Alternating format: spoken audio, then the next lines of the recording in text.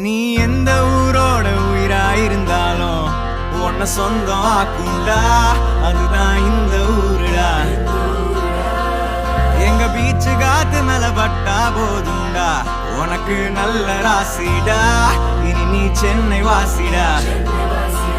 பாவா வந்து ஆட்டோல ஏறி பாத்தியா, அண்ணன் சொல்லு நம்ம ஊரோடு வரலாறு கேட்டியா, மயிலாப்பூர்